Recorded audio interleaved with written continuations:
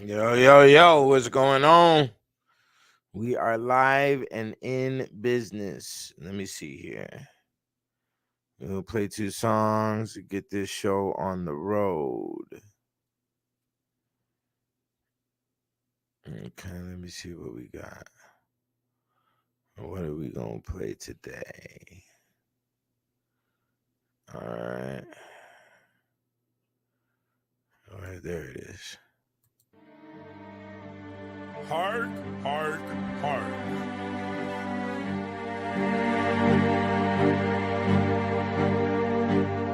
Never sold my soul to the devil, but I can say you his. Welcome to Dante's America, where the demons live. Can you tell me the difference between the snake and the rib? We take the witches to the stake just because of Eve's bid. I got nothing to give, cause there's something to take.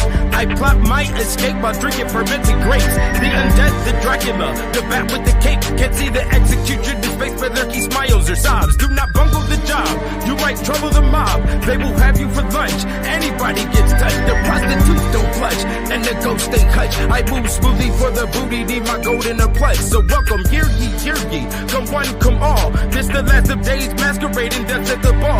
Watch a dragon, so the sky and breathe fire on all. Strive to stay alive, because the wolf don't crawl. Yes, the eagle is law, we hunt the feeble and small. I'm not speaking to y'all, this is silence and secrecy. Providing the mystery, right story about victory. My blunt stay hickory, bitch niggas can't get with me. Not only OG, you know that shit ain't on history, nigga, fuck it. I catch a traitor's head in a bucket, I'm never trusted. My sword is never rusted, I'm plagued with the disgusted. Amazed and I love it, guns blazed at the summit. Gargoyle, who won it? Survive fights with night, so watch your eyes turn bright. Keep your rosary beats for things that bumper tonight. Cause even saints face the tank for a piece of the bank. We all moving up ranks with these double-edged shanks. This is pirate and plank with song and strong drink. How long will fate take with bad success and good mistakes? We all gotta wait for the black or pearly gates. I was never early or late, the right don't debate. No, I won't hesitate. Rip his nose off his face, put his head on the plate. Then I'll boil it with dates. They'll taste checkmate and then we all say grace. Become Darth Vader just to have the paper. Become Darth Vader just to have the paper. They ask if I'm the Star-Lord and what I'm looking hard for. Rest in peace to Pip T every time I slam these car doors. But I'll answer the question, smiles decrease from lessons. Like yo hearing from target practice with automatic weapons in the search for perfection. We leave those hurt with discretion, a secret, keep it quiet. Unless you wanna try it, my defiance is known. That is international, my account is my blunt. I sprinkle miracle grow, this the remarkable flow of the 720 against the wind we are standing as I break all commandments and rewrite them for the planet with dollars stacking, watching baddie Italians tanning on my laps is the cannon. This is mathematics and understanding, upper-handed we are. Stare out the jet's window, gotta keep my vision far. Never forget my past with all these battle scars. That's the law of daddy raw, and I can't have no flaw.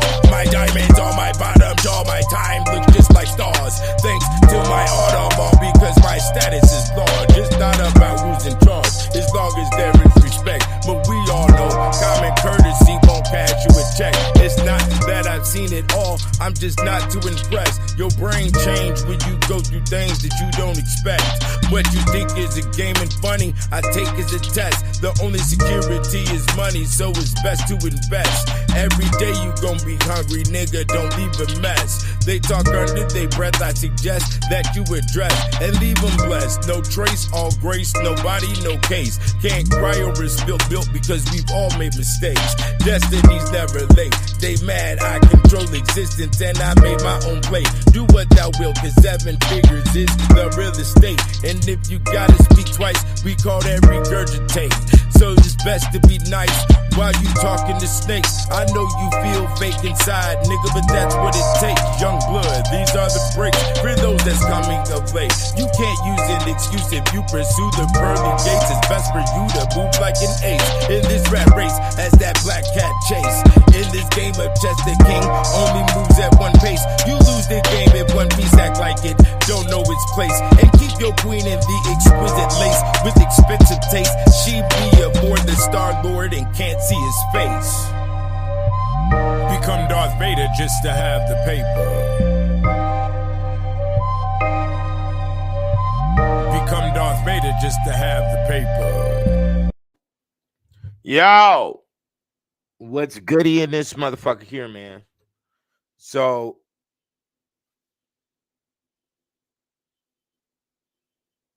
what is that? Is that my car?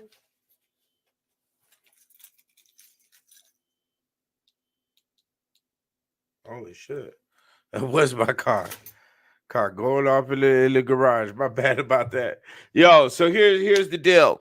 Today, we're going to be reading off of the most phenomenal literature out of the 21st century, what I composed. Kicked Out of Heaven, The Untold History of the White Races, 700 to 1700 AD. If you want to know about your environment by detail, it is best for you to get this literature here. If you want to know about a pilgrim, are they a pilgrim or the Grim Pill? Okay, that has occurred in America. You know, when it comes to their traveling exploits and their exploration across the planet, and how many people they've slaughtered, you know, and to create the system that we're in today.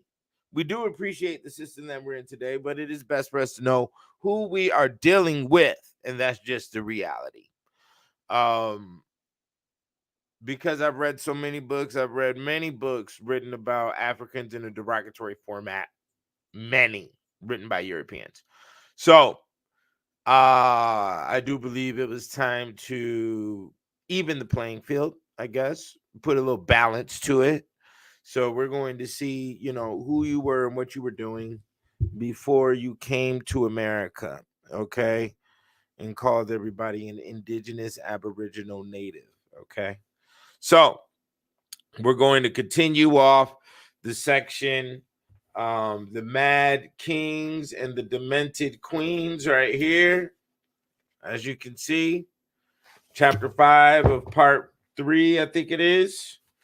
And in volume 1, and we're going to start with Don Carlos of Spain and how demented he was. Now, you got to understand, a lot of these demented kings and queens, they took pieces of these individuals' lives and incorporated them into movies that we watched, and also TV shows like Game of Thrones and things of that nature. Okay, so let's go ahead and get to it. Don Carlos of Spain, from 1545 to 1568, was known as the crowned prince who liked to beat up girls. Even as a little boy, Don Carlos had been difficult. He used to bite on the breasts of his wet nurses, and it was said that 3 of them nearly died of the resulting wound. He finally started talking at the age of 5, but it remained difficult to understand what he said because he couldn't pronounce the letters R and L. Young Don Carlos, at the age of 7, he was removed from female tutelage. Hardly 9 years old, he tortured little girls, servants, and animals, even maiming the genitals of a dog. During his father's absence in the 1550s, there was a distinct regression in Don Carlos' behavior. He was self-willed and obstinate, and when he had a plan in mind, no one could divert him from it. His temper was wild and unpredictable, and it came combined with a kind of shrewd animal cunning. Once Don Carlos went into the stable and maimed the horses so severely that 20 of them had to be destroyed. He was fond of roasting small animals alive, especially hares. Once he bit the head of a ring snake. Eating seemed Don Carlos' other great hobby, and this he did very greedily. Originally short and thin, he began to put on weight as he grew towards manhood. For years, Don Carlos' possible impotence had been a subject of discussion at the Spanish court. The only thing Don Carlos liked to do with young girls was to whip them. In the account books are records of money being given to fathers of girls beaten by order of His Highness. With the plan of a marriage to the Archduchess, Anna in mind, Don Carlos underwent a cure at the hands of physicians and apothecaries, and a final test followed. Afterwards, Don Carlos hurried to the Austrian dietitian to boast that he had passed the test and 5 times over. The doctors, however, were of the opinion that the results were inconclusive. The French ambassador wrote that it seemed very unlikely that the crown prince would ever have children, and added, "He is usually so mad and furious that everyone here pities the lot of the woman who will have to live with him." In his rages, Don Carlos would attack his servants and even in the highest officials of the court. Throwing himself on one of his staff, he tried to hurl him out of the window. A shoemaker who presented Don Carlos with a pair of boots that were not to his liking was forced to cut up the boots and eat them. Once Don Carlos flew at the throat of a cardinal, shrieking with rage, dagger in hand, threatening his life. The cardinal fell on his knees, begging for mercy. Another time, he threatened Fernando Alvarez de Toledo, Duke of Alba, with a sword. The Duke seized him roughly by the arm and took the sword away. Incidents like these no doubt strained the relations between father and son, and Philip II seems to have become more hostile towards Don Carlos. Okay, now remind you, you can get the Kicked Out of Heaven right now, all 3 volumes for $50 at kickedoutofheaven.com. I'm reading directly out of the book. Okay, this is the Mag Kings and the Demented Queens section and the first volume. And I am the only one that has this book in color. So get them now because they're flying off the shelf. You definitely want this for Christmas. As I'm going to be reading a section on King James the First right here, right now. Okay, so let's keep moving. The Tsar Fyodor, first of Russia, from 1557 to 1598, son of Ivan IV, known as Fyodor the Bell Ringer. He was reputedly mentally disabled. Okay, King Carlos II of Spain, who he was dubbed the Bewitched, and he ruled from 1661 to 1700, the degenerated monstrosity on the throne. The Habsburg King Carlos II of Spain was sadly degenerated with an enormous misshapen head. His Habsburg jaw stood so much out that his 2 rows of teeth could not meet. He was unable to chew. His tongue was so large that he was barely able to speak. His intellect was similarly disabled. His brief life consisted chiefly of a passage from prolonged infancy to premature senility. The Carlos family was anxious only to prolong his days and thought little about his education, so that he could barely read or write. He had been fed by wet nurses until the age of 5 or 6 and was not allowed to walk until almost fully grown. Even then, he was unable to walk properly because his legs would not support him, and he fell several times. His body remained that of an invalid child. The nature of his upbringing, the inadequacy of his education, the stiff etiquette of his court, his dependence upon his mother, and his superstition helped to create a mentally retarded and hypersensitive monarch. Carlos' invalidity could have been caused by a bone disease, acromegaly. I don't know. Well, let me say that word right. Acromegaly, the result of an inherited and endocrine dysfunction. This illness would explain his strange physical appearance, his overlarge head, and his impotence. The illness gave rise to fits of dizziness and what seemed to have been epileptic spasms. The description of the numerous ailments that afflicted him from birth, suppurating ulcers, diseased bones and teeth, and nervous difficulties. It can also suggest congenital syphilis, the quite probable result of his father's frequent visits to the brothels of Madrid.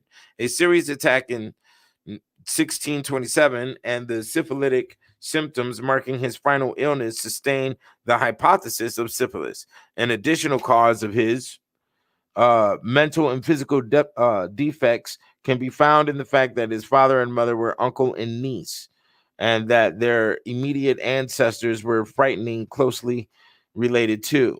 Over the years, Carlos grew steadily worse. He was lame, epileptic, and bald at the age of 35.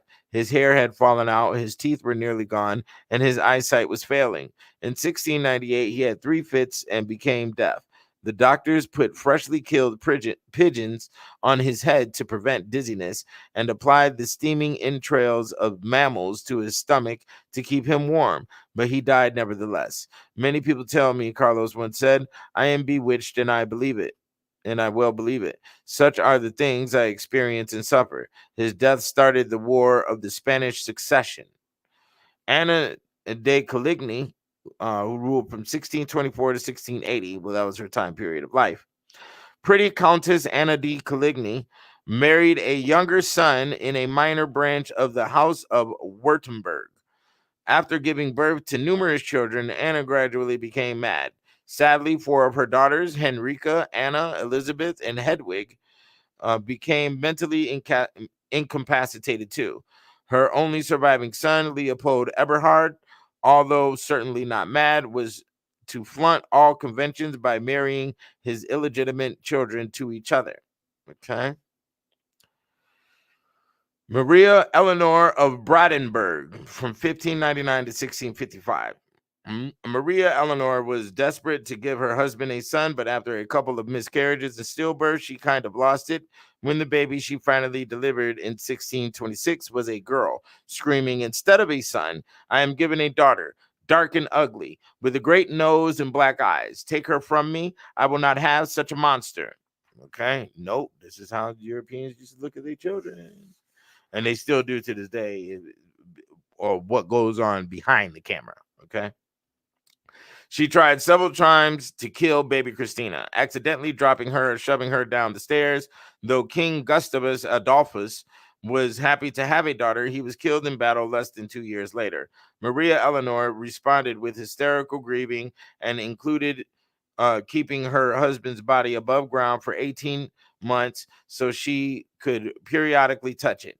Additionally, she made Christina sleep under a golden casket that contained her father's heart.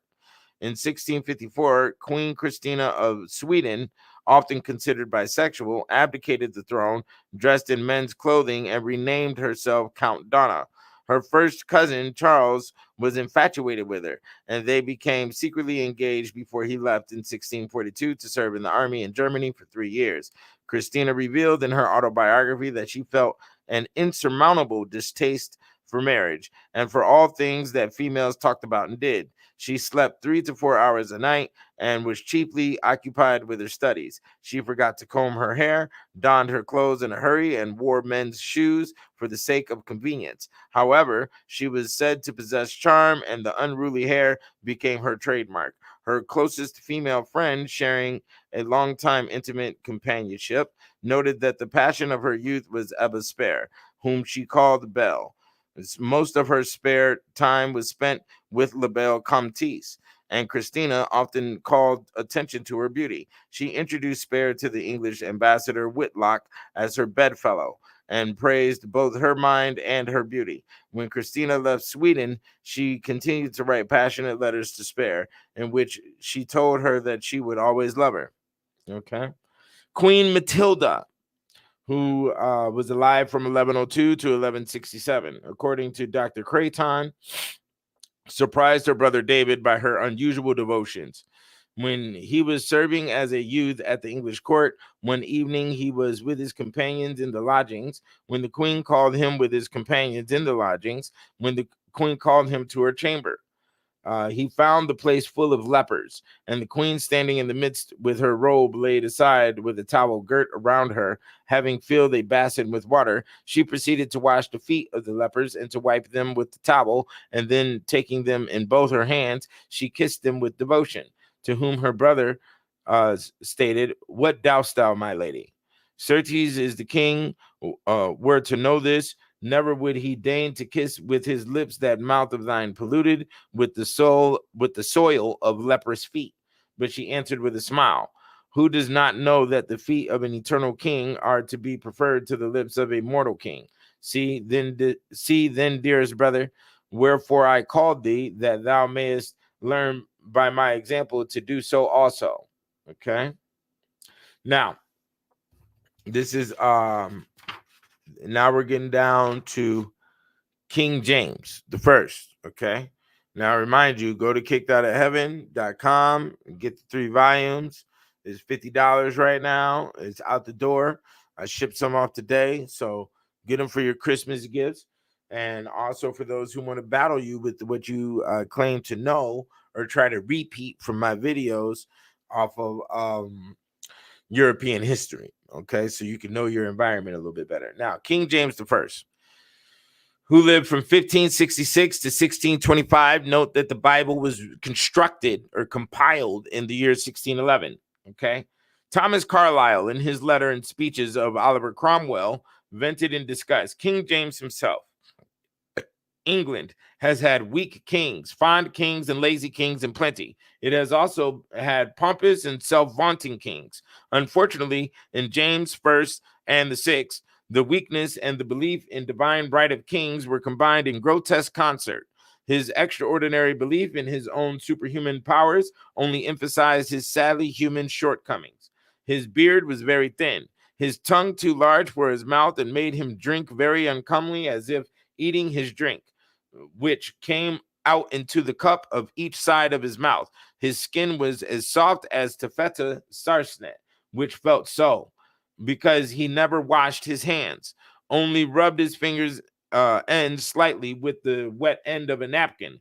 His legs were very weak, having had, as we thought, some foul play in his youth, or rather before he was born, and that he was not able to stand at 7 years of age. That weakness made him ever leaning on other men's shoulders. His walk was ever circular, his fingers ever in that walk fiddling about his codpiece. And I have a picture of the codpiece in the book. You know, I had to put that there so you could understand what's really going on here. M.D. Fonte, writing of James when he was still in Scotland, confirmed some of Sir Anthony Weldon's points. His manners, as a result of the failure to entrust him properly, are aggressive and very uncivil, both in speaking, eating, clothes, games, and conversation in the company of women. He never stays still in one place, taking a singular pleasure in walking up and down, but his carriage is ungainly, his steps erratic and vagabond, even in his own chamber. Weldon goes on to note a habit that, combined with not washing and wearing heavily padded garments, must have made James unpleasant to approach. In his diet, apparel, and journeys, he was very constant. In his apparel, so constant as by his good will, he would never change his clothes until worn out to very rags. He combined this graceless outward appearance with other more fundamental weaknesses. He was the irritating type of homosexual who insists on promiscuous public embraces directed to any attractive young man in his court.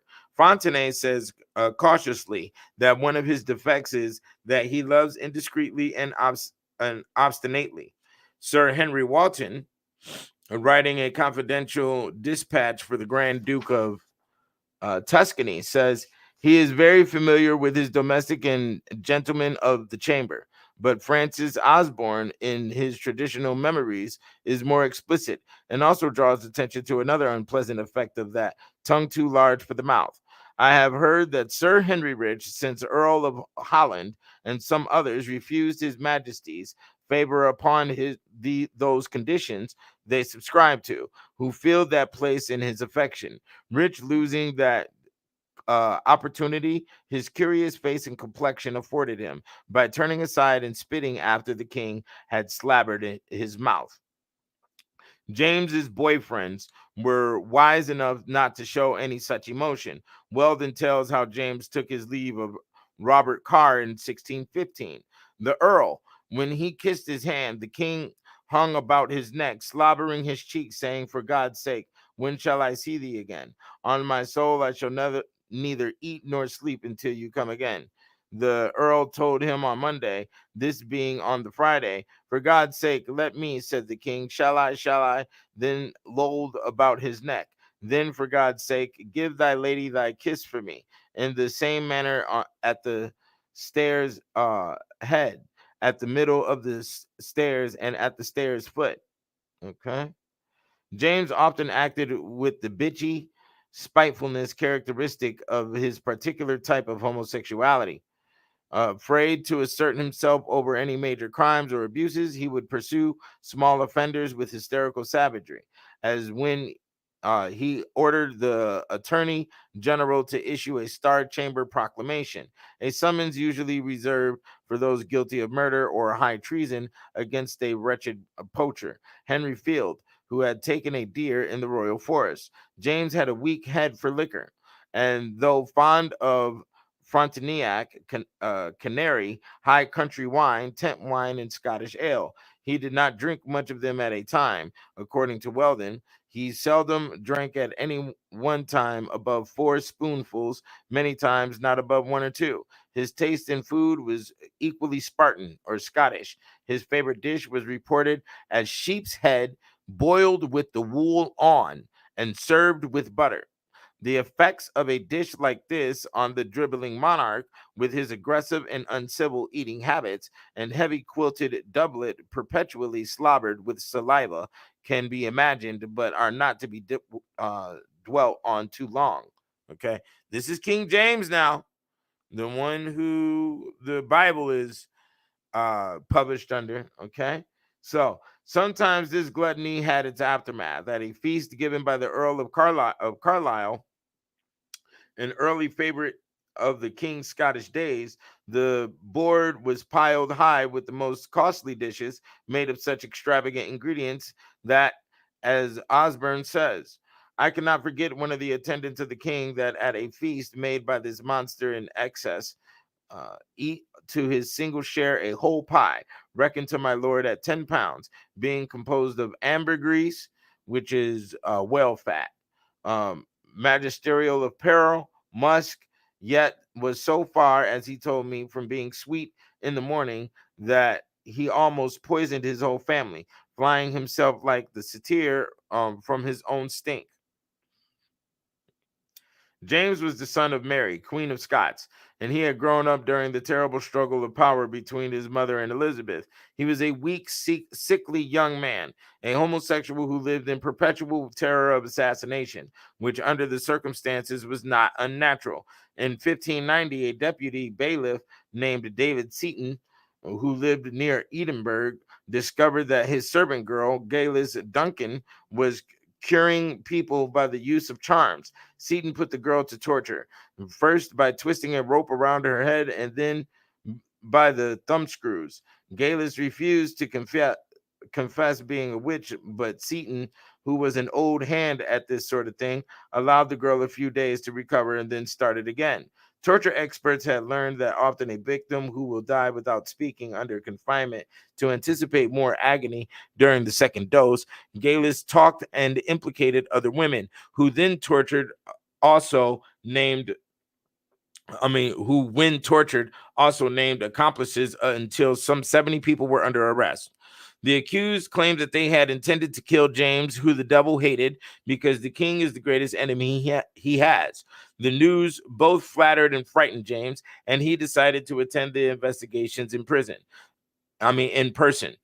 Under torture, the witches confessed that they had raised a storm to drown Anne, Princess of Denmark, when she was coming to Scotland to marry James. The witches had put to sea riding in sieves, drowned a black cat, and played tunes to the devil on a Jew's harp. At this, James, who by no means was a fool, said that they were extreme liars. So one of the witches took him aside and, to prove her powers, repeated the gist of a conversation between him and Anne on their wedding night. Since James' homosexual tendencies were well known, the nature of the conversation can be guessed. But James was astonished and swore that the devil himself couldn't have known that.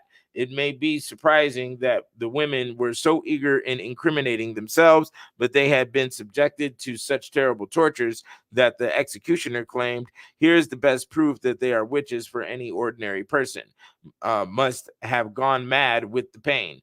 To give some idea of what was done to them, the women had implicated a Dr. Fian as part of the coven. Fian denied the charge. First, the rope was twisted around his head until his skull cracked, but the doctor still refused to confess. Then he was subjected to the boot. The boot was a metal shoe into which the victim's feet were locked. Wedges were then driven in between the feet, crushing the bones. The ordinary torture consists of 4 wedges, the extraordinary of 8. Afterwards, boiling water or oil could be poured into the boot over the prisoner's mutilated legs. After 3 wedges, Fian became delirious and was induced to sign a paper admitting that he was a part of the coven. When he recovered, the doctor repudiated the confession. He was put in the boot again, and this time took so many wedges that his legs were crushed and beaten together as small as might be, so that blood and marrow spouted forth in the great abundance, whereby his legs were made unserviceable forever. As the doctor still denied being a warlock, under every nail there was thrust 2 needles, even up to their heads. Then the nails themselves were off with turcas, the special pincers designed for he would not into a great for he would not confess anything. So deeply had the devil entered into his heart. Whereupon he was put in a cart and put into a great fire, readily provided for that purpose on the castle hill of Edinburgh. Death must have come as a blessed relief. Many of the other witches were also burned in Scotland. This was the recognized punishment, but the exact number is unknown. Several of the women claimed that the Earl of Bothwell, a claimant for the throne, had hired them to kill James either by witchcraft or by poison. The Earl didn't care which. Some historians believe that in this instance, they may have been telling the truth. At all events, James had no doubts. When Richard Scott's book appeared, James was so furious he ordered all copies seized and burned by the hangman. Then he wrote his own book called Demonology, against the damnable opinions of one called Scott, and Englishmen not ashamed in public print to deny that there could be such a thing as witchcraft. James managed to get a computed 500 witches burned a year in Scotland during his reign. Okay? So, King James was attacked by witches, and he was supposed to be drowned, by creating waves for a ship that him and Anne was on, and they were supposed to have been drowned within that situation, and they did not. They survived. So through in that survival, he was considered a so-called divine, and then that's also what brought him to the space of being able to write the book Demonology, which is some say is a copy of the Malleus Maleficarum, which is the original doctrine that states all witches' activities and how to identify witches and also how to torture witches. And he basically wrote a shorter version, and within that shorter version, it still held up with the same principality or power, but due to the fact of how King James was living as a blatant homosexual and other things, he wasn't looked upon in his physical stance to have that power, and that's why the Bible is thrown amongst the Christian dynamic and given to the natives more so than what Europeans hold on to. What Europeans hold on to is Catholicism, and demonology is not truly considered a Catholic study. Okay, the Malleus Maleficarum is. Okay, so and the Malleus Maleficarum and a lot of its information is inside the Encyclopedia and the Alchemy of Women. I suggest you go get it right now while it's hot. Both volumes, you get them for $100 at thewomansalchemy.com. So check it out. All right. So here we go. Oh, and this is what the boot looks like. I might as well just show you since we were talking about the boot torture. We'll go over what the boot looks like here. Let me see here. We are in the torture section. So they will put your foot inside this boot, and then they would put wood wedges in it, and then hit the wood wedges with hammers all the way down to crush all the bones in your legs and your feet. And then they would pour hot oil or boiling water into the boot in order to further the pain. Let me see what we have here. I do have the boot inside this book. Let's see. Okay. Here we go. The boot is right here. Where is it at? I guess not. I might have it in the other torture chambers in the second volume or in the third volume.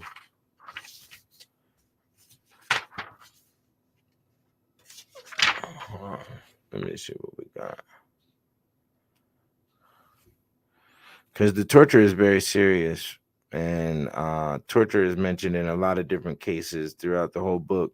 So I definitely had to have a very descriptive section explaining how these things were conducted.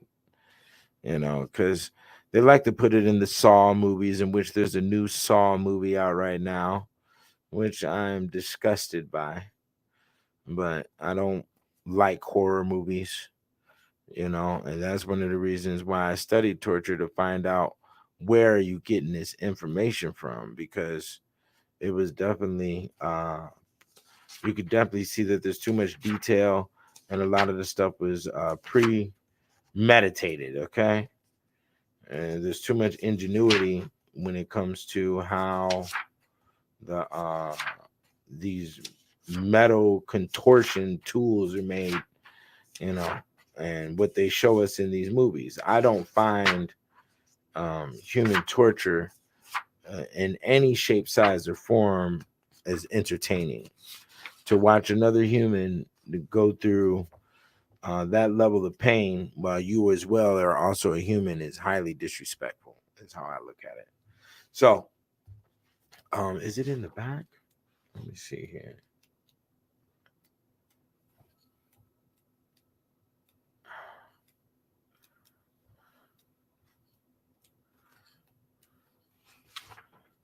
Okay. Yeah, it's probably in the other. There's a torture chamber in every single volume because they had it going on in so many different scenarios. Okay. So the boot isn't in here, but I'm pretty sure it's in volume 2 or volume 3. So here we go. Caesarina Anna Ivanova, who lived from 1693 to 1740, was married against her will, and to punish him, she had a palace built of solid ice, including a wedding chamber with an ice bed. And she then forced the man to marry the ugliest woman in the kingdom, a deformed Kalmyk girl, and the couple were put to bed surrounded by a retinue of freaks and cripples. The entrance to the palace was sealed with cakes of ice, and the couple were left alone overnight in below zero temperature. They not only survived, but the bride gave birth to twin boys, seemingly by divine judgment. The Caesarina died the same day that the twins were born. Okay. Now, King George III, who lived from 1738 to 1820, for the first time since the days of Charlemagne in 814, and the harems of the Middle Ages, an undisguised court brothel was set up in the reign of George III. It is probable that no such establishment had been needed in earlier centuries because of the long-standing practice of labeling one or the other rooms in the palace quite openly as reserved for the king's harlots. The Georgia Court brothel comprised a group of houses near St. James Palace. They stood in a lane significantly named King's Palace. The inmates were well groomed and well dressed girls who were never allowed to walk into town, but only in the royal parks. The women were strictly supervised, and the stiff entrance fee charged for admission to the brothel kept away all the men who did not belong to the innermost circle of the court.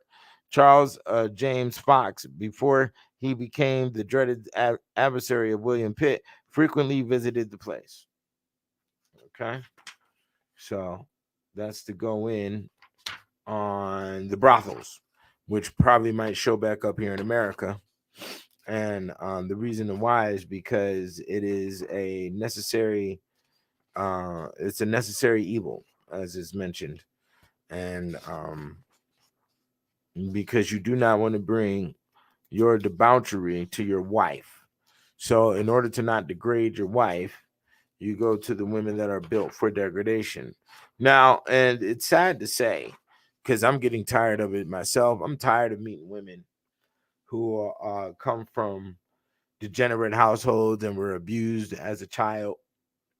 It is becoming it's disgusting, man. My whole life, I've been dealing with these type of women, and I guess you're supposed to love them anyway. But loving a damaged woman, especially a woman that's damaged from her parents, is a battle. She's going to fight you and battle you and all this other shit.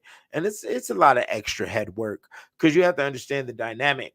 So the dynamic of um a girl being raised in an abusive household is you're supposed to give her enough abuse to keep her around, but then at the same time keep her around. You see, that's what the parents did. The parents abused her, but then also loved her, and there was birthday parties, and there was holidays and things of that nature, and kept her around in the house, and still took care of her. But then there's a lot of different forms of abuse. And I don't come from no abused household. My sister wasn't abused, I wasn't abused. So within that understanding, if I don't like you and I have enough hatred in my mentality towards you, I want you obliterated out of existence. You're not going to be around me, period, because I don't like you. It's an extreme thing. It's one way or the other. I don't know how to straddle the fence with the fucking bullshit. And a lot of women are being trained to, that is the understanding that they're supposed to have, which allows them to strike back at you. Because see, when you strike at somebody, when it comes to the guise of war, because men think in the space of battle, war, okay? And when you strike at somebody and then you're keeping this individual around you, you don't know when they're going to strike back. And there's going to be open moments for them to strike back at you. You could be at a beef with somebody that you done slapped up or whatever the case, then belittle them through your words or whatever the case.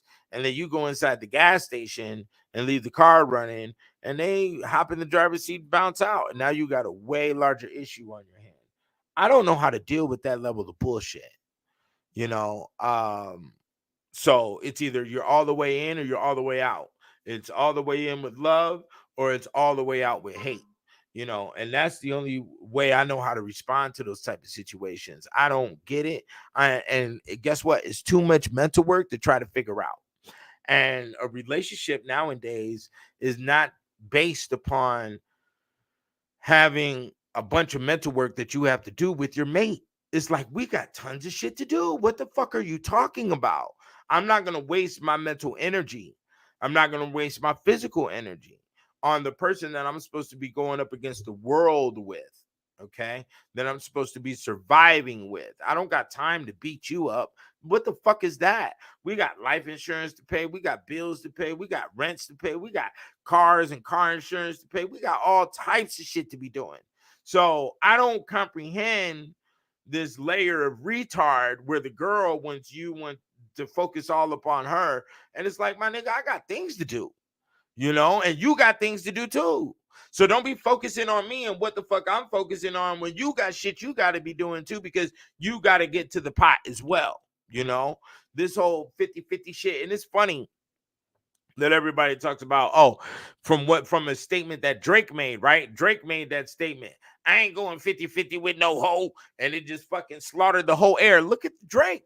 He's got bisexual lyrics now. This is the type of niggas that you niggas wanted to listen to and follow and debate over his words. This nigga got fingernail polish on and barrettes in his fucking hair. What the fuck are you talking about? See, that's why I don't deal with that social engineering shit. I don't follow no motherfucking star. These niggas is fucking weirdos. Shouts out to my niggas in Texas. Shouts out to my niggas in the motherfucking Chi-Town that never folded. You know what I'm saying? And that's just the reality to it. The games y'all got going, man, is extreme retardation, and it doesn't fit in any space of mine or what I'm providing when it comes to this literature and you understanding the extremes of what Western civilization has been through before they even constructed America, before they even took on and slaughtered the Mayans and slaughtered many different tribes in Africa, and what gave them the mentality in order to do so. I put that information together, and you can get it right now, $50 while it's going for cheap, because the price will go back up, And yeah, this stuff is really heavy. This stuff is really, really, really heavy. What I provided here. Oh, and I went to go see that movie Napoleon. So Napoleon is definitely like the last stages of the whole medieval time period, and you will be able to be in sync with that movie and what's going on with that movie. Shouts out to Ridley Scott and shouts out to Joaquin Phoenix. They did a phenomenal job putting that movie together. The movie was more an expression of Napoleon and who he was as a person, more so than a lot of his war exploits and the things he did underneath the military guise. Okay, and they definitely showed the mentality that men have where they have to go handle their business, but then at the same time they still have romance and romantic skills with their woman. They still have a heart for their family. They still have a heart for their territory and land. um that is what was expressed in the film. I think they did a phenomenal job doing that, and also in correlation with what's going on with our society today, where men are being obliterated as if we do not have an emotional response, or as if we do not um, operate within an emotional intelligence space, which we do, but it's incomprehensible towards the woman and the child, because we do things that we make decisions that may be considered evil in order to prevent future events that will threaten the livelihood of our children, our family, and our women. Okay. And that's just the space of it. Men are deemed as evil because we are designed and we have prepared ourselves for war in many different avenues. And also, we have to gain. And that gain has to be, gain is made through plunder, pillage, and that is what occurs. And for those men who do not, plunder and pillage, they are farmers. Okay, they're weak. And in this stand, and with today's conveniency of providing inventions and all other luxurious items that don't enforce us to plunder and pillage, a lot of masculinity has been questioned on what is masculinity. And masculinity will always be found in the area of force and in the area of dominance and in the area of rage. Okay. And that's because that is a mammalian thing. That thing stretches beyond the space of what a human is. Okay, you will find that same energy in tigers and lions and bears. That is a mammalian responsibility. Okay, and it's a part of our survival. That is how one is able to eat. All right, and we see this. We see this with the activities inside of Hollywood, with the activities of rappers. We see the plundering and the pillage in order to gain in a large amount for our security and stability. Your woman is to support that plundering, and she is to support your ravaging. And if she does not, she is also she may be considered as an enemy or the weakest link in the chain, and she will fold when things occur.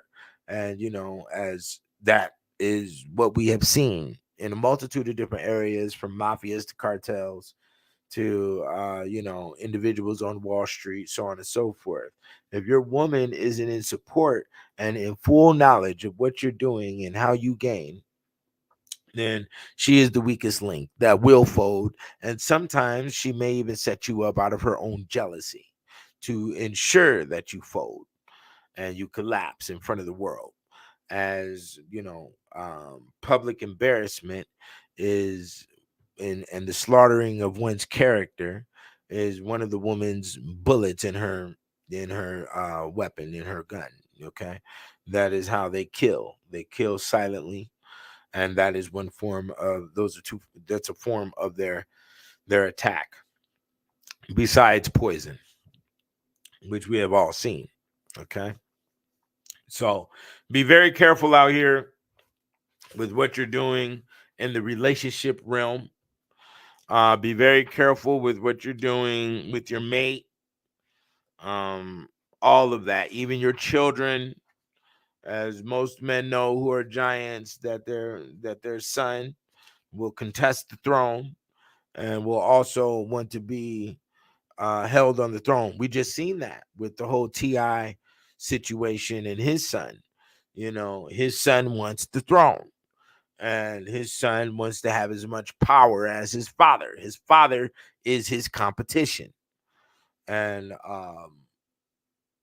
the individuals out here, humans are scary. They're very small-minded with how they think, and they think that what they see physically in front of their face is the only thing that exists.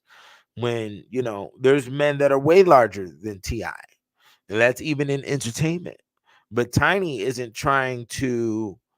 I mean, not Tiny, but whatever his son's name is, King or whatever, is not seeing anybody else but Ti to defeat. So people will put you as the champion to knock down off the throne when there's way other champions to choose. People will choose their battles. I got a question here. Y'all can ask questions. We're done reading for right now, so we're just talking about current events and things going on.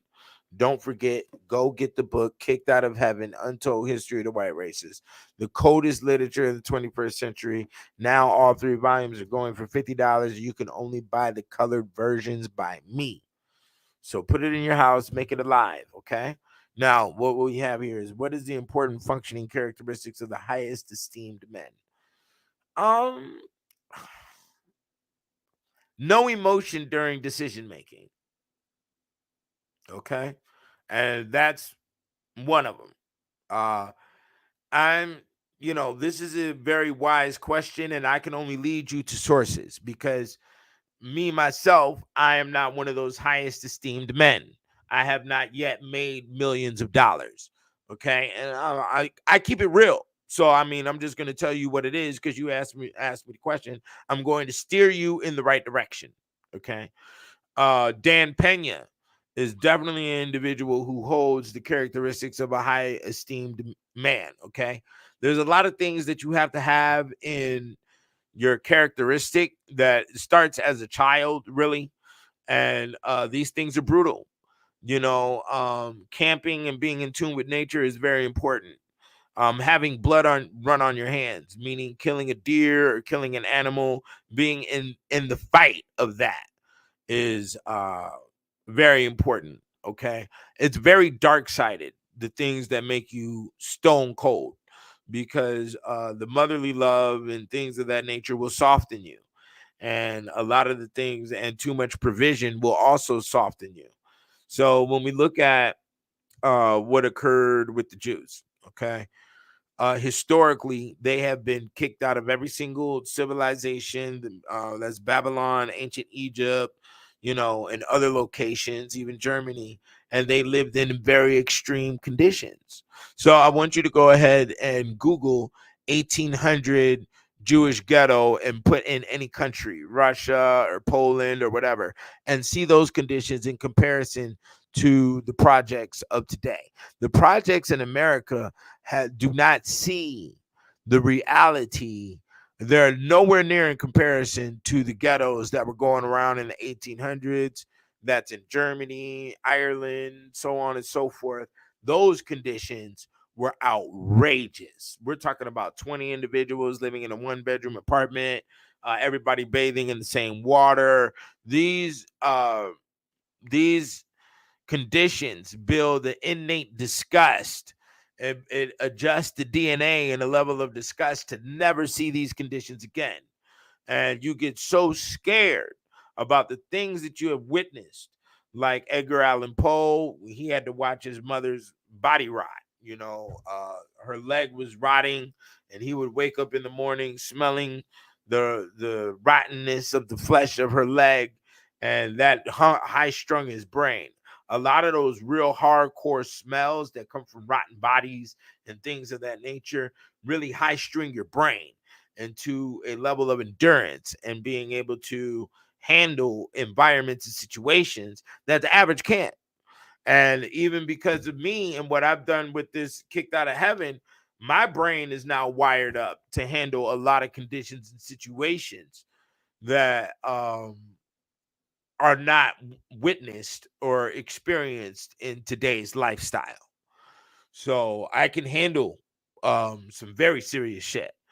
Um yeah, because of this literature. And I've had a lot of experiences prior to me writing this literature that it was all synced together. It was one and the same. And I can handle. Okay. So being able to handle and having self-control and having emotional control is some of the characteristics of the highest esteem man. Being able to fuck, okay, being able to conquer woman, the most beautiful being on the planet to man, is definitely one of the areas of the highest esteem men. Okay. And that also deals with coercion and manipulation, and being able to make one believe in you, and also the skill of achieving the goal. Like I saw one thing, I forgot his name, but he's a big high achiever as well. He showed up on my TikTok and he was questioning somebody that wanted to be his employee. And he looked at the phone and was like, "Yo, who's this girl? You fucking her?" And he said, "No." He said, he's not a closer." Immediately, exactly. Fucking exactly. You're not a closer, nigga. If you can't close the fucking deal, if you can't fuck the bitch, you can't close the deal. Okay? And that's how it works.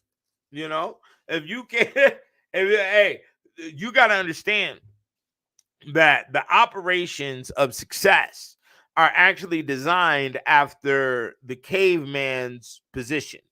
So you have to go down to caveman, cave woman, and you have to erase everything and what was done during those times. Now, during those times, caveman did not put down any manipulation. He just took, okay, whatever he had to have or whatever he wanted or whatever was for his survival, he took it. And that's also the same mentality that was described in Rome and Greece. The women expected, and even in their mythology, the women expected their men to take. There was no reading poems and all the whole romance thing. That stuff didn't start to get developed during the medieval times. And it was developed in the space of a balance towards what was going on in society, which in society was encouraged to take and ravage. Society was not built on a courtly love. There was no, the whole what do they call it? Romance and the whole knight in shining armor thing.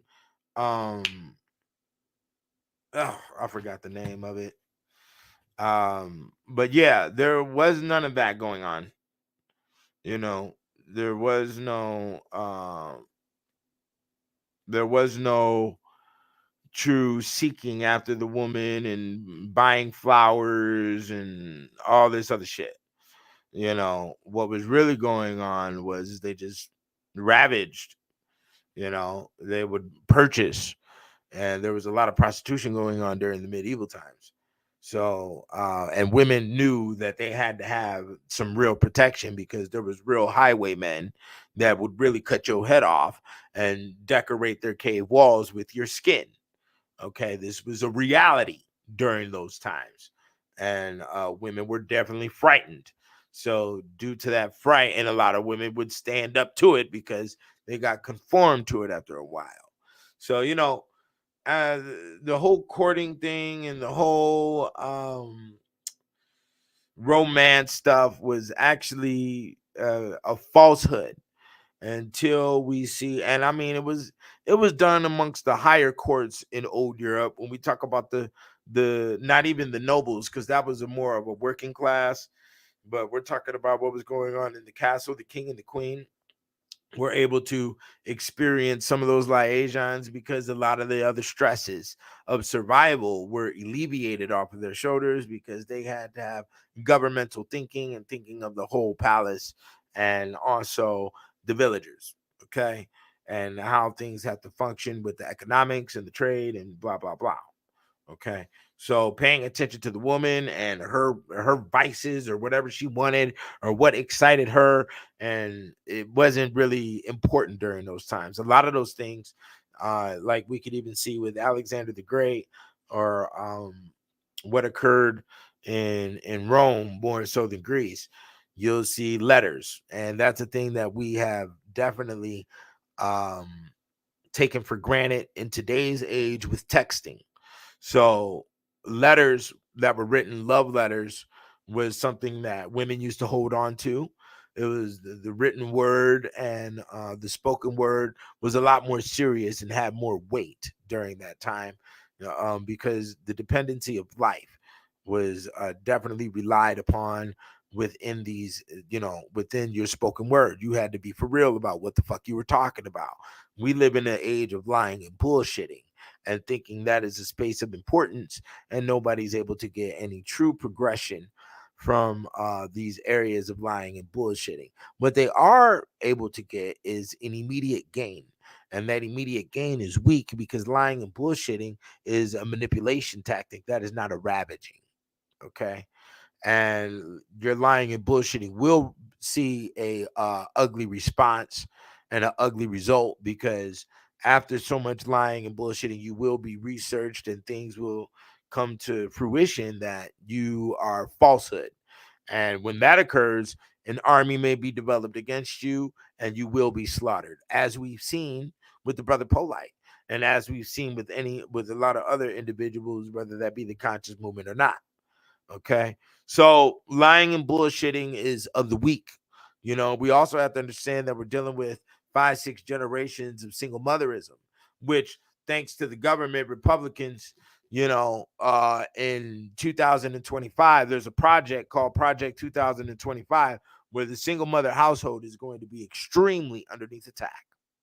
And it's about time, because the individualistic household is what holds up government, is what holds up a nation. And it's so sad that we now get to see that the native mind can't even agree with each other to maintain individualistic households. You allow social engineering, and now that social engineering has reared its ugly head with the results of a lack of progression in mass crime in society. And we have all this lying and bullshit and scamming going on, and people going to jail. And I mean, there was just a case where a little girl got killed, a little 6-year-old girl got killed by a family member for spilled water during Thanksgiving. Okay, did you see that shit?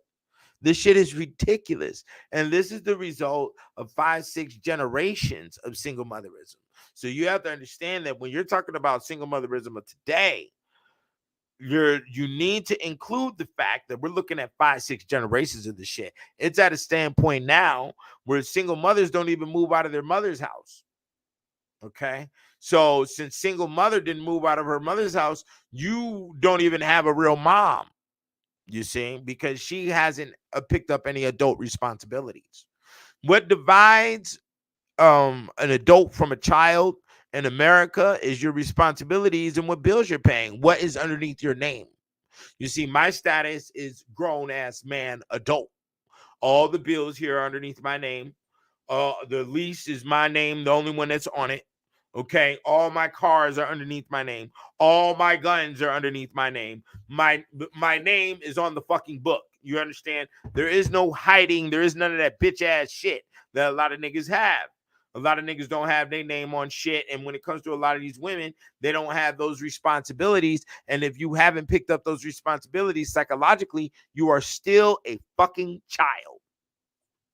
Okay. And the maintenance of bills is what keeps one sane. Okay. When we want to talk about the whole mental health picture. All right. So we need to be against all bitch assness. And the Project 2025 is what you could go look up. It's a 900-page affidavit, a bill about that foot in your ass, okay? About all this single motherfucking bullshit that's deteriorating society. And all that LGBTQ shit will be underneath slaughter, okay? As you don't hear about it any. And that's why I ain't worried about shit. Because when you sit back and look at the whole picture, you see, over the past 20 years, your little fads and your little styles is 5 minutes, beep, here and gone, motherfucker. You was talking all that take the L shit that lasted for a week. You was talking all that depression and mental health bullshit. That shit lasted for a week because it's weak. Weak shit don't stand. You see, did business stand? Oh yeah, business kept going because business is strong. And business has been here for thousands of years. Did the alphabet still stay in place? Oh, yes, it did, because it's strong and it's needed. Okay. And it's been here for hundreds of years. If you want to talk about the word alphabet, which is alpha beta, which is the first two letters of the Greek alphabet, which is alpha beta, nigga, it's been here for thousands of years. It is strong and it will survive.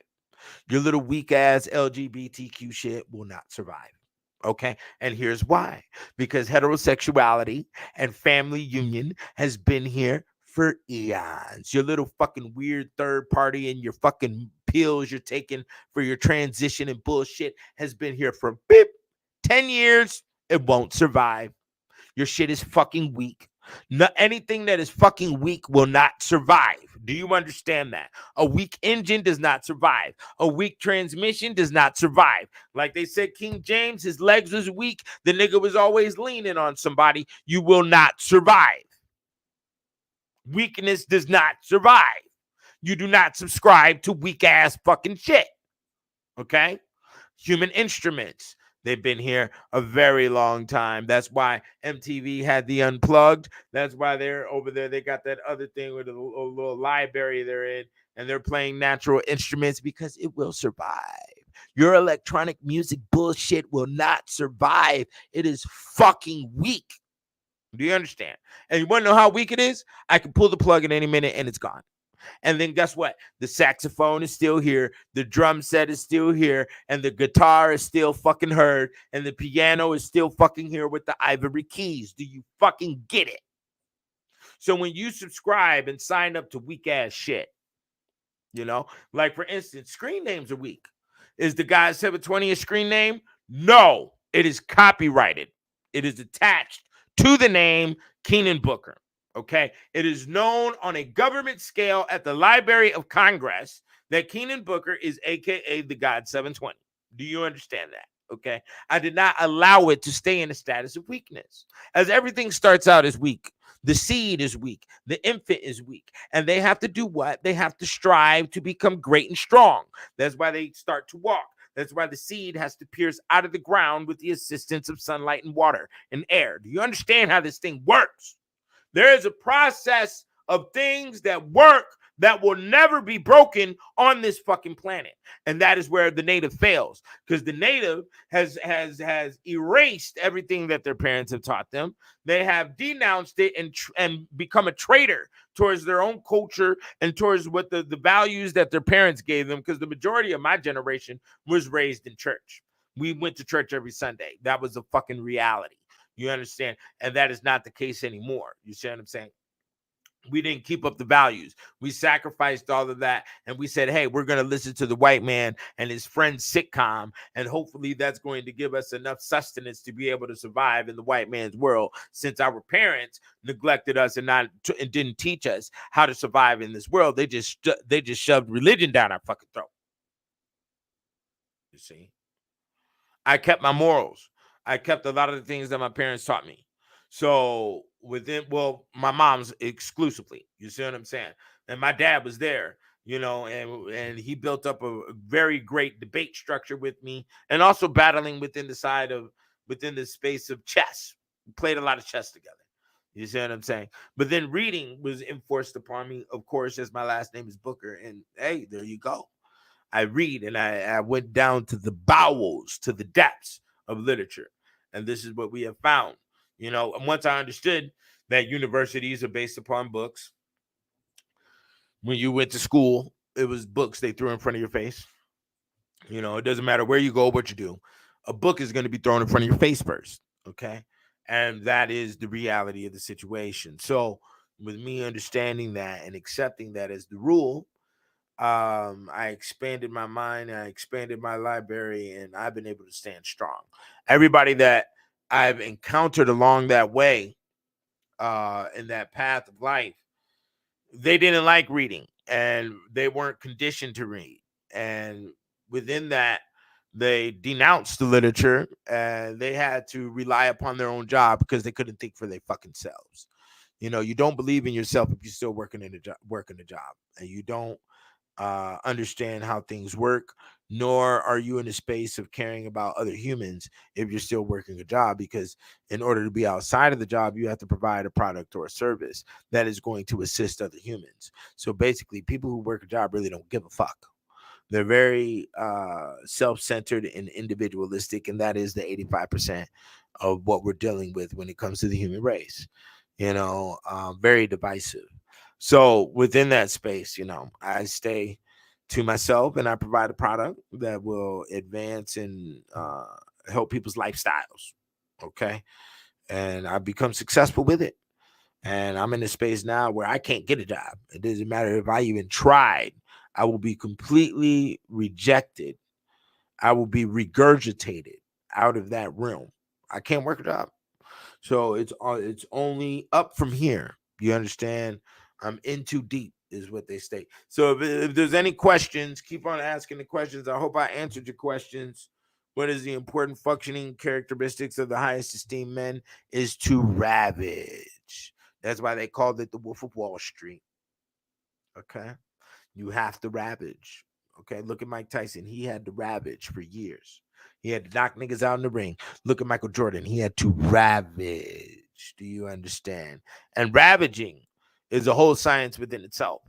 The base science of ravaging is to not pay attention to any social ridicule that may come, to be blind to your results that others may try to enforce upon you, and you have to uh, remain focused on your goal. And that is what the ravaging is. Regardless of who gets slaughtered within your path, they shouldn't have been in your path. They will get rolled over and bones will get crushed.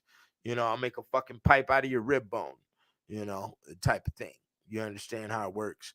And if you do not have that essence to destroy those who are too weak, um, you will not win. You know, that is the highest esteemed men. Okay. And that conquering has to be done in a lot of different ways. You know, you have to have a certain amount of accomplishments with women underneath your belt. You have to have a certain accomplishments with violence underneath your belt. And you have to be prepared for protection, and you have to also be prepared to gain as much as possible. And you have to have a balance of your love and where that is expressed and who that is expressed to. And those are the principles of the highest esteemed men. Okay. To have an alliance with some holy divine space or entity, whether that be through a religion or a specific saint or the saints overall, um, or even a mythology system of a certain kind, you know, ancient Egypt, Maya, whatever. You have to have an alignment with a divinity space, which will give you the humbleness and will also give you the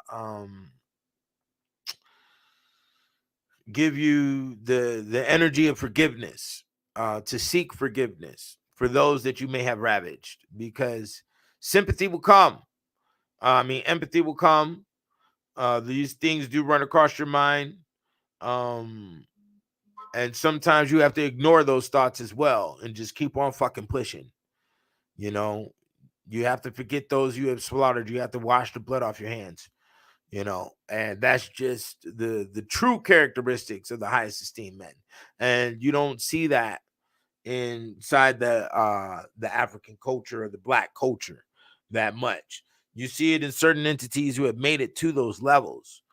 Um, Tiger Woods, he has ravaged. Whether you want to look at him with a collar shirt on and say, oh, this nigga's a punk or whatever, you don't know. He's at the top.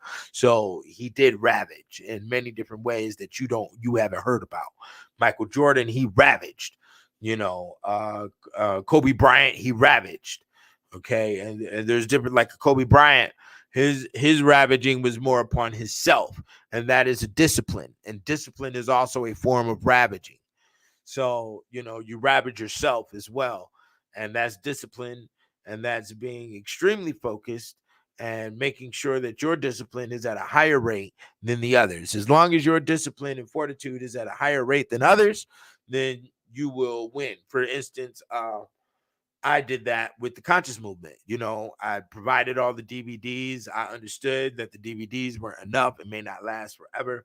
So I went into I went into deeper realms of knowledge that was available and that a lot of people didn't take seriously. So we can't say that the Moors and the other groups have taken the intelligence of old Europe seriously, because they did not they did not understand how Europeans operated. There was a very self-centered mentality for you to only research yourself. When at our current status, socially and financially, we're the lowest on the planet, even though we do make a good amount of money amongst our own as African Americans in America, we spend it all with everybody else. And for us to impose as if we can make demands when we don't have self-reliance amongst each other is embarrassing. But we're not looking at the true functioning of other races and how they've maintain themselves and how they've been able to expand. For instance, China right now is at they're about to be mass producing robots within the next year. A mass production of robots, that household robots, and we're talking about robots, humanoid robots. Okay, so how did they get to that status, and how did they get past America and get past Europeans when the white man has been mass producing literature and the matrix system since the 1400s. Okay, they did it because they are internalized. They're not worried about what other groups are doing, and they stay extra. Well, they have spies, and they go around and they study other cultures, the only cultures that are at their same level or in a greater position, and they see what they're doing, and they add the positive functions to their system. And with them doing that, they've been able to surpass everybody. Okay. And now they're worried about it. I mean, I just heard um I just watched a clip earlier talking about 20 countries in Africa just got bought by China, and China's expelling them out of the country. You have to leave by January 1st. And the Africans allowed them in because the Africans themselves have not unified to understand that, the whole globe is over here terrorizing our continent. We need to protect our minerals. We need to step inside the trade in this way and that way. We need to understand the in-depths of English. We need to understand the in-depths of the Chinaman. No, they just invite them in and allow them to be chiefs and allow them to rape their women. And, a lot of the African women that are having babies from Chinese men actually have a whole graveyard that they have to go dump the infants in. And a lot of these individuals are also being raised with because they are African. They are of African descent and born in Africa. Now they're being raised to take over the municipality in certain countries, and the Africans are just sitting back allowing it because they're more worried about having, elaborate bead dresses and still continuing on with ritual practices that conclude to nothing. You have old Pepsi tin and Coca-Cola tin on your homes, and you're driving cars that are 30 years old. 40 years old that we've dumped in your continent. You have, computer graveyards and things of this nature going on. We have in Congo right now, there's a war going on over the cobalt mines, and people are being slaughtered. They say, I think it was about like 9 million or some crazy number has been slaughtered within the past 5 to 6 years. Yeah. But they're here in America. They don't expect you to know these things. So then they want to downlook you as an African American. You see what I'm saying? So, due to the fact that we have this inherent, we're the greatest shit and you're not the greatest at a goddamn thing. And the Negro male has this invisible line of, I can impose law. Like, who gives a fuck about your paperwork, bro? You have no position to impose law anywhere on the African American culture. There's no law. You're nothing. You have nothing. You've done nothing. You have no law. Okay? So for you to try to impose this picture on other black males as if there's some weird hierarchy to walk up when it comes to black male structure, and I'm supposed to be great OG when you get no crown as the OG, you get no annual pay rate, and the OG is still going to court fighting his baby mama. You don't even got no control over your fucking woman. But then you feel as if you got the position to impose law or some weird type of fear structure amongst other black males, and you got to go through the pen and all this other dumb shit. Nigga, get the fuck out of here. You have no law. You have no unification. The courts will continue to treat you like shit because you have no racial backup. And that's the bottom line. You see? So we have to deal with some reality. And that's the only place I stay in, because you ain't going to defeat no reality, my nigga. You dig what I'm saying? The reality is you need to go to get the Kicked Out of Heaven, the 3-volume series at the kickedoutofheaven.com. You need to buy it for relatives. You need to buy it for a relative and then package it how I package it when I send it to your house. Put it in a box and then write a little note and put it in the box. Put on the note, shut the fuck up, and put it in the box. And then tape the box up and then give it to them underneath the Christmas tree. Because now you have to shut the fuck up so you know that you don't know a goddamn thing. Because even though I've compiled 3-volume series on the medieval, or I've done the 2-volume series on the encyclopedia on the alchemy of women, there's still a ton of things that I do not know. And I've been at events.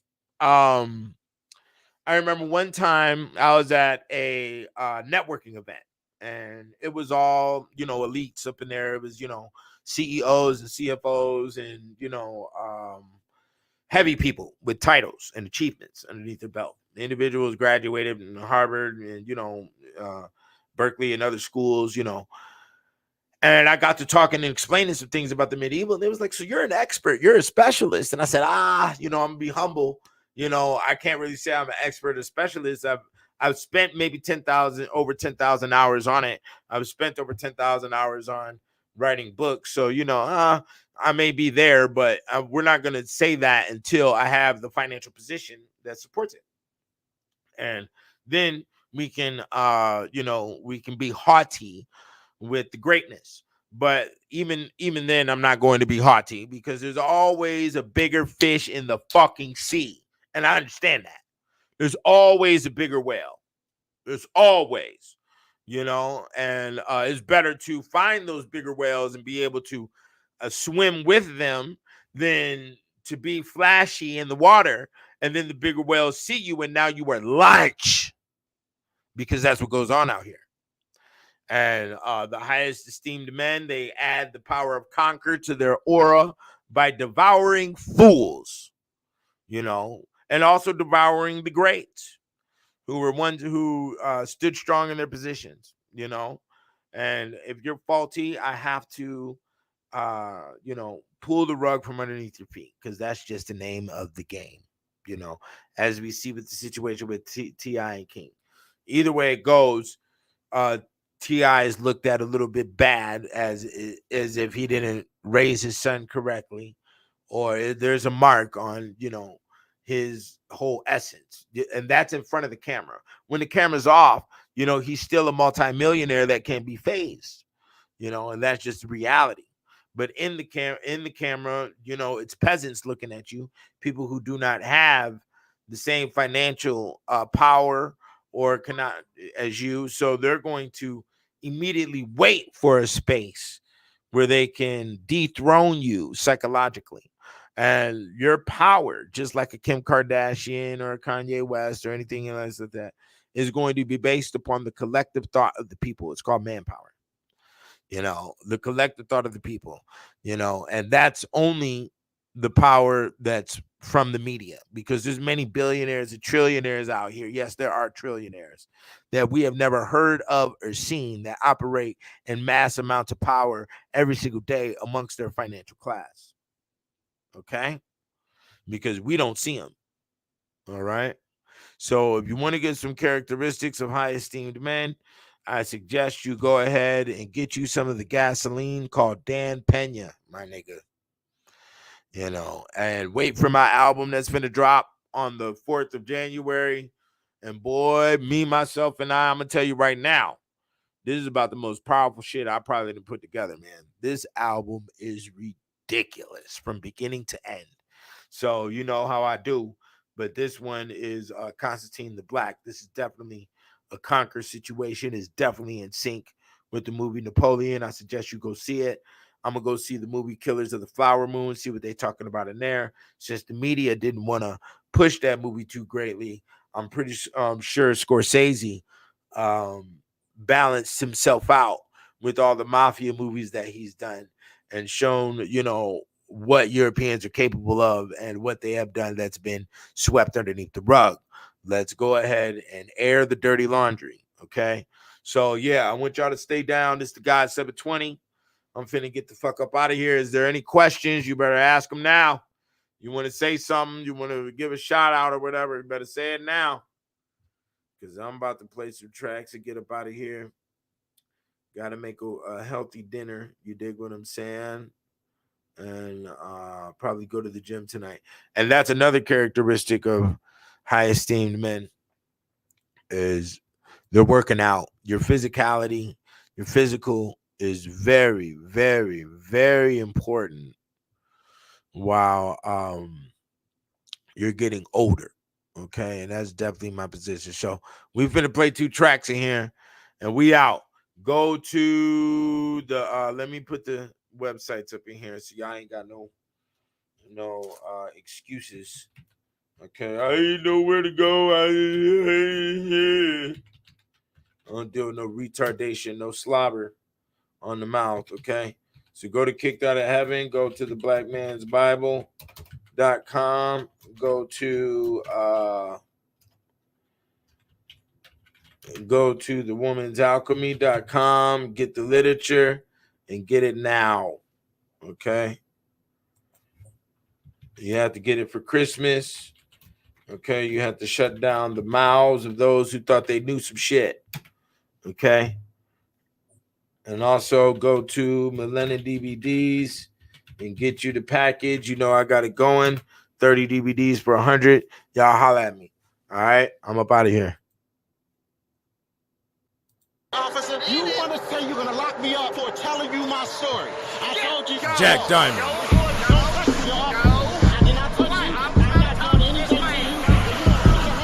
I remember when them lights start flashing, we threw our stash and we start dashing. But now I ask them in gentleman fashion, what's the issue?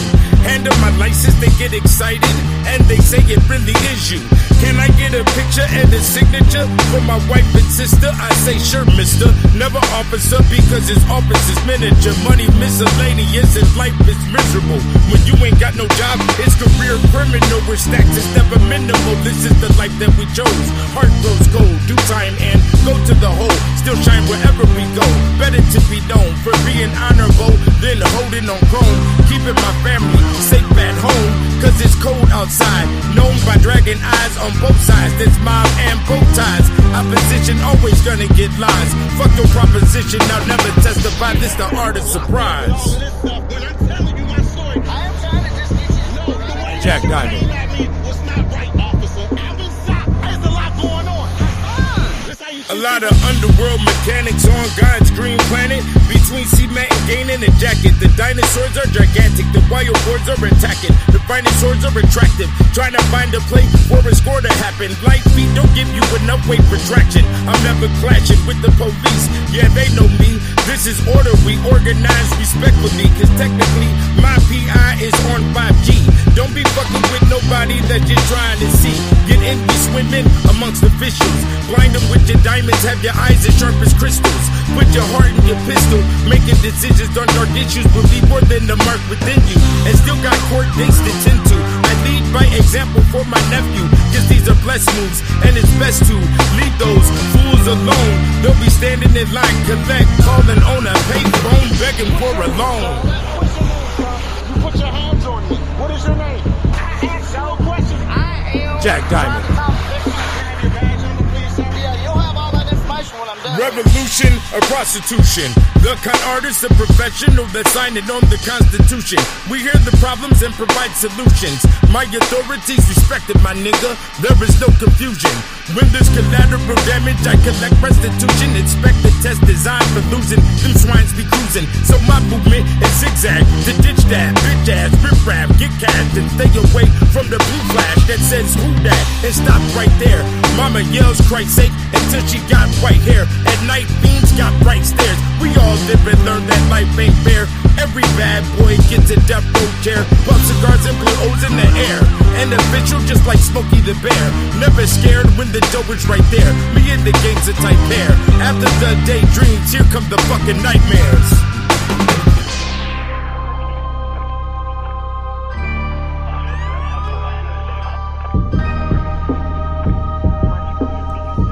Jack Diamond.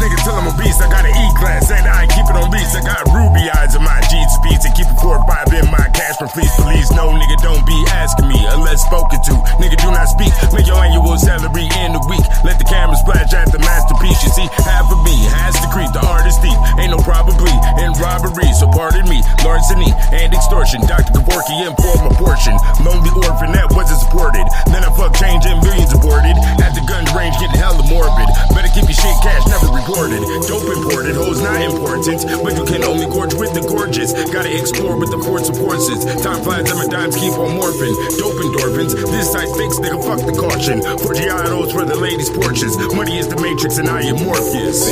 Gots to have the big money, so stay hungry. You gots to have the big money, so stay hungry. You gots to have the big money, so stay hungry.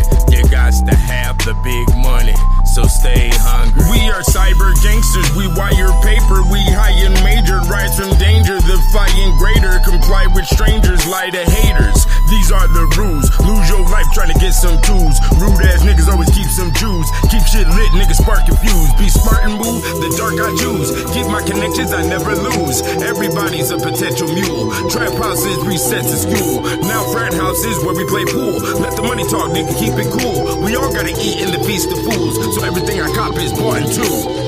Gots to have the big money, so stay hungry. You gots to have the big money, so stay hungry. You gots to have the big money, so stay hungry.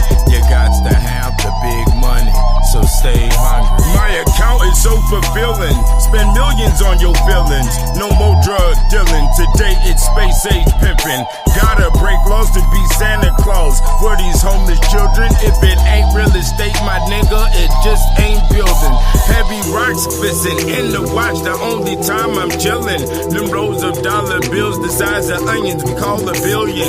That rose grow from the concrete cause of the blood we spillin'. And if we gotta get monkey, my nigga, then bananas pillin'. You got to have the big money, so stay hungry.